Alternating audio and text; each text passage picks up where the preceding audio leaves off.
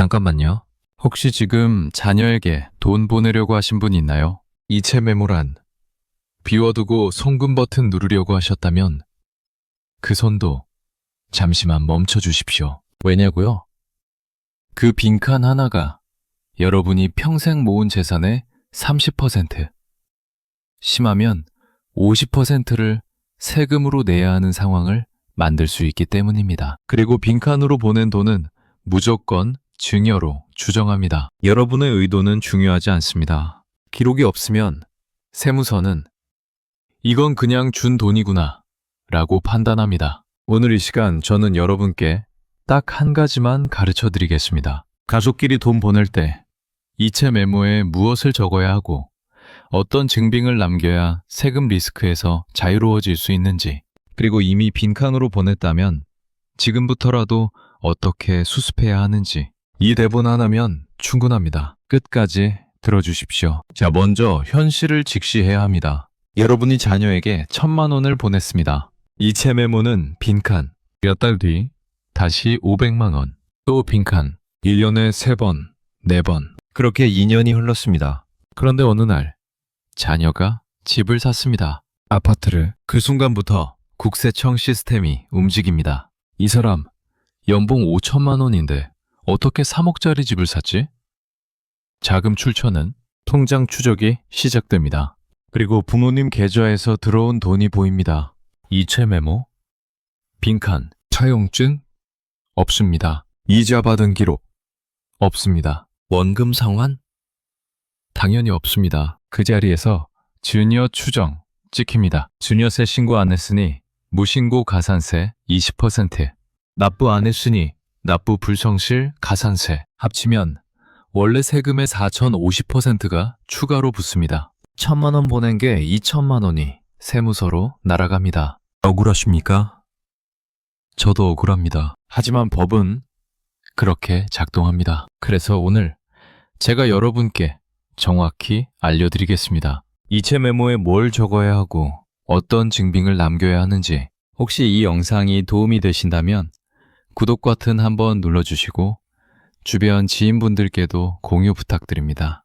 여러분의 소중한 재산을 지키는 일 함께 해나가겠습니다. 자, 이제 본격적으로 들어가겠습니다. 첫 번째, 생활비나 치료비, 교육비를 보낼 때입니다. 이런 경우는 비교적 안전합니다. 왜냐하면 부모가 자녀의 생활을 돕는 건 사회 통념상 자연스럽기 때문입니다. 하지만 그래도 메모는 남겨야 합니다. 예를 들어 볼까요? 생활비 지원, 병원비 지원, 학원비 손주 이름, 생활보조, 이렇게 적으십시오. 간단하죠? 하지만 여기서 중요한 게 있습니다. 금액과 빈도입니다.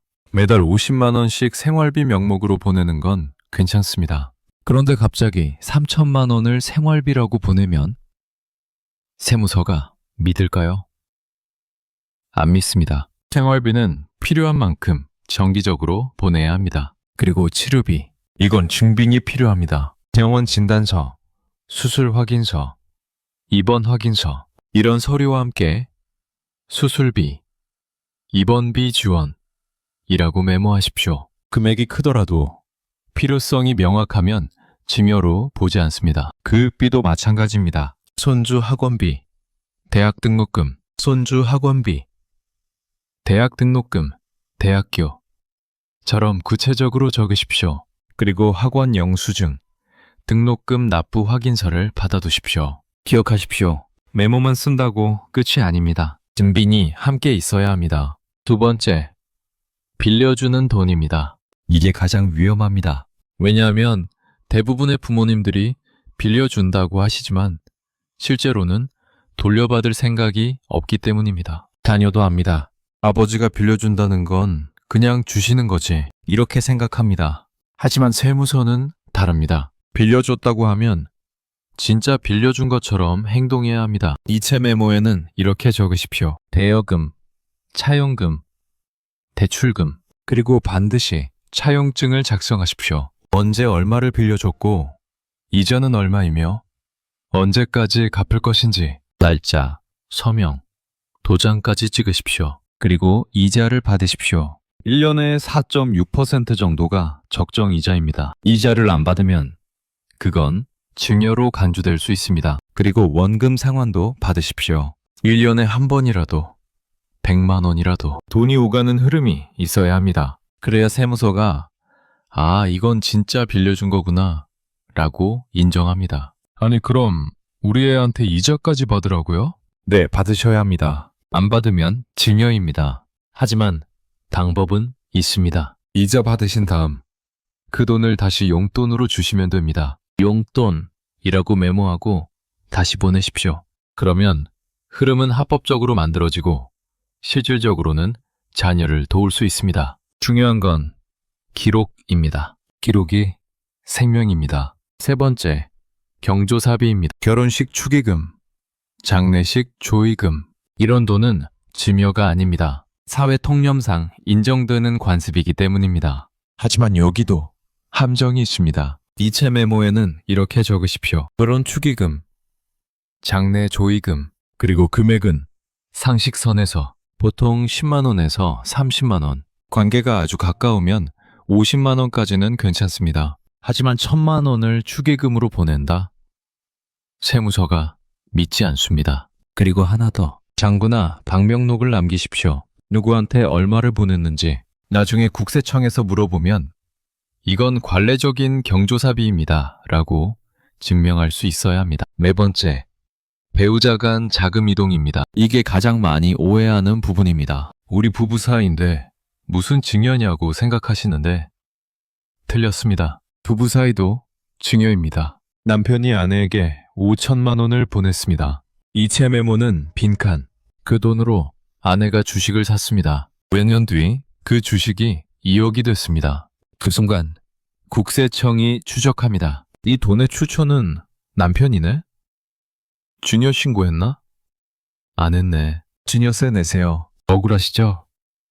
하지만 법은 그렇습니다. 배우자에게 돈 보낼 때는 이렇게 하십시오. 생활비 명목이면 생활비라고 적고 매달 일정 금액을 보내십시오. 그건 증여가 아닙니다. 하지만 목돈을 보내서 투자나 자산을 만드는 거라면 증여입니다. 배우자 간에는 10년에 6억까지 공제가 됩니다. 그 안에서는 신고만 하면 세금이 없습니다. 하지만 신고를 안 하면 나중에 가산세 폭탄 맞습니다.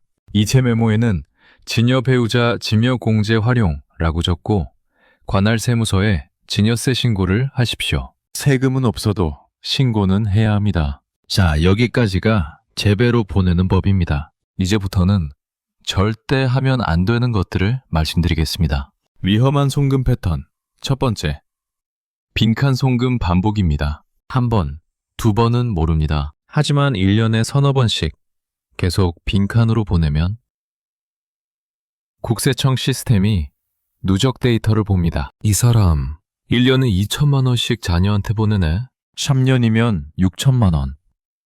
증여공제 5천만 원 넘었는데 신고 안 했네. 추적이 시작됩니다. 빈칸은 절대 금물입니다. 귀찮으시더라도 매번 이체 메모를 쓰십시오. 그게 여러분의 재산을 지킵니다. 두 번째, 현금 인출 후 전달입니다. 통장에 기록 남는 게 싫어서 현금으로 뽑아서 줬어요. 최악의 선택입니다. 현금 인출은 오히려 더 의심받습니다. 왜냐하면 그 돈이 어디로 갔는지 증명할 방법이 없기 때문입니다. 국세청에서 물어봅니다. 이날 1,000만 원 인출하셨는데 어디 쓰셨어요? 자식 줬어요. 증거는요? 없어요. 현금으로 줬으니까요. 세무서는 안 믿습니다. 그리고 증여로 추정합니다. 현금은 흐름이 보이지 않아 오히려 더 위험합니다. 차라리 통장으로 보내고 메모를 남기십시오. 그게 훨씬 안전합니다. 세 번째, 자녀 빚이나 전세금을 제3자에게 부모가 직접 송금하는 경우입니다. 자녀가 집을 전세로 얻었습니다. 전세금이 2억입니다. 부모님이 그 돈을 집주인에게 직접 보냈습니다. 우리 애 대신 제가 보낼게요. 이거 100% 증여입니다. 자녀의 채무를 부모가 대신 갚아주는 것. 이건 증여세 대상입니다. 자녀에게 돈을 주고 자녀가 직접 보내야 합니다. 부모가 직접 제3자에게 보내는 순간 증여로 확정됩니다. 대출 상환도 마찬가지입니다. 자녀가 은행에서 대출받았습니다. 부모님이 그 대출금을 직접 은행에 갚았습니다. 증여입니다. 반드시 자녀에게 먼저 보내고 자녀가 갚게 하십시오. 그래야 합법입니다. 네 번째, 뒤늦게 서류 위조하거나 날짜 조작하는 경우입니다. 이미 3년 전에 빈칸으로 돈을 보냈습니다. 그런데 최근에 세무조사 나올 것 같다는 소문을 들었습니다. 그래서 지금 부랴부랴 차용증을 만듭니다. 날짜를 3년 전으로 소급해서 절대 하지 마십시오.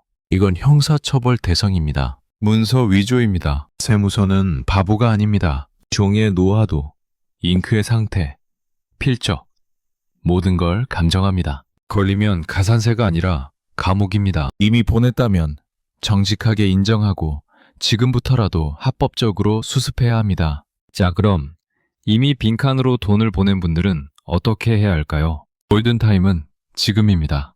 지금부터라도 움직이십시오. 첫 번째, 지금부터라도 이자와 원금을 일부 상환받는 흐름을 만드십시오. 아버지, 그때 빌린 돈 이자부터 드릴게요. 자녀에게 그렇게 말씀하십시오.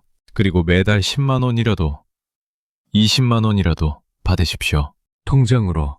이체 메모는 대여금 이자, 원금 일부 상환이라고 적게 하십시오. 흐름이 만들어지면 나중에 세무서에서 이건 빌려준 돈이었습니다 라고 주장할 근거가 생깁니다. 두 번째, 오늘 날짜로 채무 확인서를 작성하십시오. 2025년 12월 17일. 우리는 다음과 같은 사실을 확인합니다. 2020년 엑스월 대지. 부모가 자녀에게 금만 원을 대여했습니다. 현재까지 이자 및 원금 상환이 이루어지지 않았으나 오늘부터 매월 10,000원씩 상환하기로 합니다. 이렇게 작성하십시오. 조작이 아닙니다. 오늘 날짜로 과거의 사실관계를 정리하는 것입니다. 과거 날짜를 소급하는 게 아니라 오늘 확인하는 겁니다. 이건 합법입니다. 세 번째, 금액이 크고 이미 증여공제를 넘었다면 기한 후 신고를 고려하십시오. 증여세는 증여일로부터 3개월 이내 신고해야 합니다. 하지만 늦게라도 자진 신고하면 가산세가 줄어듭니다. 세무조사 나오기 전에 먼저 신고하는 게 훨씬 유리합니다. 이 부분은 복잡하니 세무사와 상담하십시오. 홈택스에서도 기한 후 신고 방법을 안내하고 있습니다. 중요한 건 숨기려고 하지 말고 정면 돌파하는 겁니다. 합법적으로. 자, 이제 마지막 정리하겠습니다. 여러분이 꼭 기억해야 할 3계명입니다. 첫 번째 계명, 기록입니다. 이체 메모, 장부, 통장 흐름, 모든 걸 기록하십시오. 기억은 희미해지지만 기록은 남습니다. 국세청은 감정을 보지 않습니다. 기록을 봅니다.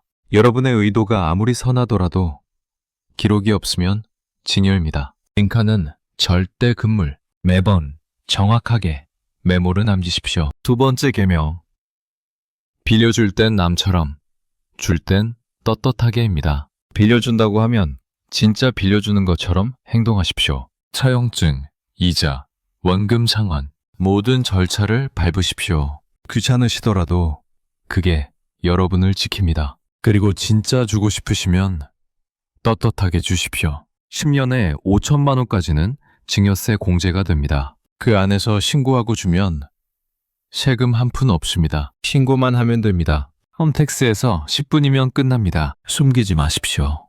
합법적으로 당당하게 도우십시오. 세 번째 계명, 매 노후가 먼저입니다. 자식 사랑하는 마음 저도 압니다. 하지만 여러분의 노후가 무너지면 결국 자식에게 짐이 됩니다. 무리해서 큰돈 주지 마십시오. 줄 수 있는 만큼만 합법적인 테두리 안에서만 도우십시오. 여러분이 건강하고 경제적으로 안정돼 있어야 자식도 편안합니다. 왜 돈을 지키는 게 이기심이 아닙니다. 그게 진짜 부모의 지혜입니다. 여러분, 오늘 이 대본 하나로 수천만 원, 수억 원을 지킬 수 있습니다. 이체 메모 한 줄, 차용증 한 장, 증여 신고 한 번. 이게 전부입니다. 어렵지 않습니다. 귀찮으실 수는 있습니다. 하지만 그 귀찮음이 여러분의 재산을 지킵니다. 지금 당장 오늘부터 실천하십시오. 자녀에게 돈 보낼 일 있으시면 이체 메모 쓰십시오. 빌려주실 거면 차용증 작성하십시오. 주실 거면 신고하십시오. 그리고 이미 빈칸으로 보냈다면 오늘부터라도 수습하십시오. 늦지 않았습니다. 여러분의 평생 노력이 억울한 세금으로 날아가는 일 절대 있어서는 안 됩니다. 오늘 배운 내용 꼭 실천하십시오. 그리고 주변 분들에게도 알려주십시오. 모두의 재산을 함께 지켜나갑시다. 여기까지입니다. 감사합니다.